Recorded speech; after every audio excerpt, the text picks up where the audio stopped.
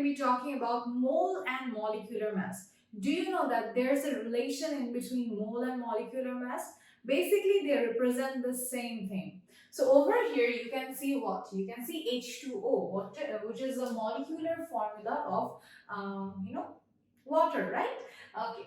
And H2O also represent that this is 1 mole of water.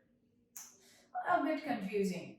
So let me clear the confusion for you. 1 mole of anything basically represents the molar mass of that substance. Say for example, when I say 1 mole of water, when I say 1 mole of H2O, which is basically water, and when I say molecular mass, 1 mole of H2O is basically 18 grams of H2O. Okay, because 1 mole of H2O obviously contains 6.023 into 10 to the power 23 amount of molecules of H2O. But if you figure out the mass of it, okay, if you figure out this represents 1 mole of H2O, and if you figure out, or if you find out the mass of it, that would be 18 grams, and this is the molecular mass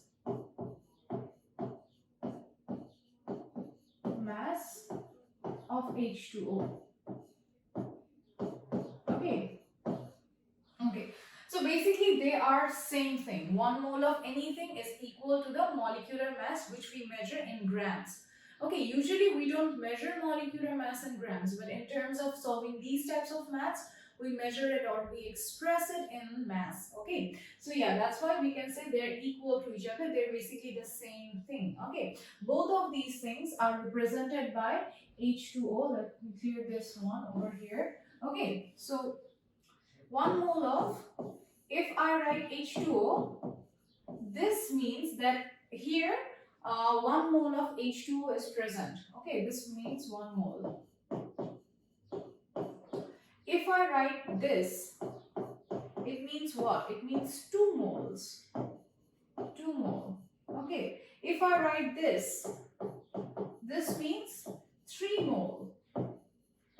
Of what? 3 mole of H2O. So are we getting a clear concept that basically this chemical formula, if you see something like this, obviously that means it's 1 mole of H2O. On the other hand, H2O, you can easily find out the molecular mass, right? Molecular mass basically means mass of a 1 molecule of water. So this basically means 1 molecule of H2O.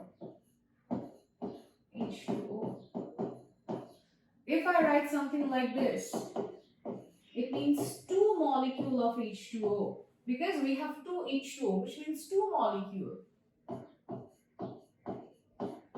If I write something like this, it would mean it's 3 molecule of H2O, obviously.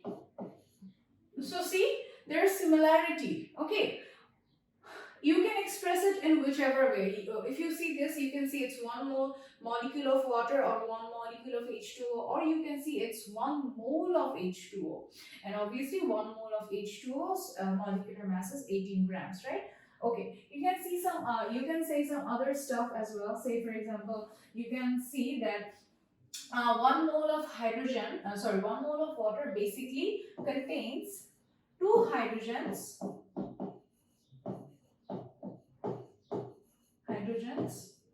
and 1 oxygen. Okay, same thing can be said for 1 molecule of water as well. 1 molecule of water contains 2, okay, let me write it, 1 oxygen and 2 hydrogens. Obviously atoms, hydrogen atoms, we should write hydrogen atoms. Okay, atoms. Okay.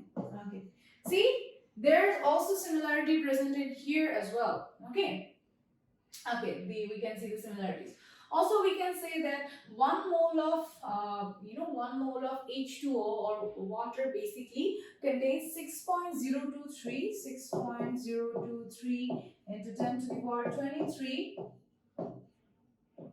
now molecules of water. We can say that, right? water. Okay, we can also say, if you ask me about the atoms present in here, then the answer would be a bit different. If you ask me how many hydrogen atoms are present in 1 mole of water, then the answer is 2 multiplied by 6.023 10 to the power 23 each atoms. And if you ask me how many oxygen atoms are present in here, that answer is very simple. 2, 3 into 10 to the power 23 oxygen atoms. Oxygen atoms. Okay. So these are the things you can tell by seeing the chemical formula. Okay. You can tell by seeing this. Okay. So this was, explained with the help of water. Let's see another one. Say for example, let's see sulfuric acid. Okay, let's not see sulfuric acid, let's see nitric acid. This is nitric acid. I have been using sulfuric acid a lot of times now, so you'd probably get bored. Okay, so over here this is nitric acid, and this nitric acid obviously represents, if something is written like this, it means it's one molecule, as well as it means 1 mole. 1 mole, 1 molecule of this thing, obviously. Okay, and you can easily get the molecular mass out of it, because molecular mass is basically mass of one molecule. Okay, one individual molecule. Okay, so you can also get the molecular mass out of it. Okay, so you can also get the molecular mass. And what else can you get? You can easily say that, as this is 1 mole of nitric acid, right? And we know that 1 mole of anything contains 6.023 into 10 to the power 23 molecules of that thing, right? So it contains 6.023 into 10 to the power 23 molecules. See, I'm intensifying over here, molecules of HNO3. See, very simple. Now, if you ask me how many atoms are present in it, then the answer would be different. Okay, so let's see that answer. If you ask me about the number of atoms present in it, then the number of atoms for oxygen, we have 3 different types of atoms, right? We have hydrogen, we have oxygen, we have nitrogen. So let's see how many hydrogen atoms are present in it. So the hydrogen atoms present in it is 6.023 into 10 to the power 23. Okay, that's hydrogen atom.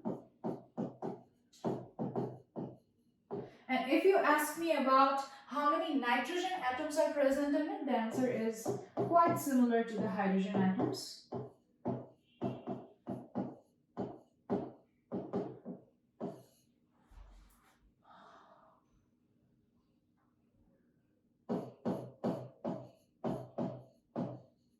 And if you ask me about how many oxygen atoms are present in it, then I would multiply it with 3, because 1 molecule contains 3 oxygen atoms. So, we have this much molecules. So this much molecules should be multiplied with 3 in order to find out how many oxygen atoms are consumed or contained by these molecules. Okay, so yeah.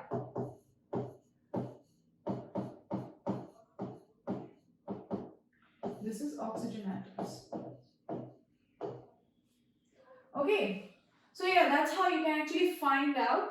Okay, these informations that you get, you can easily get this by seeing the chemical formula. Okay, by seeing the molecular formula, you can say, and you can get the molecular mass. So after all these discussion, what we come, the final conclusion would be that there is, you can actually say that 1 mole of anything is basically 1 mole of, molecule of that thing, and the molecular mass, or the molecular mass is equal to 1 mole of that thing. Okay,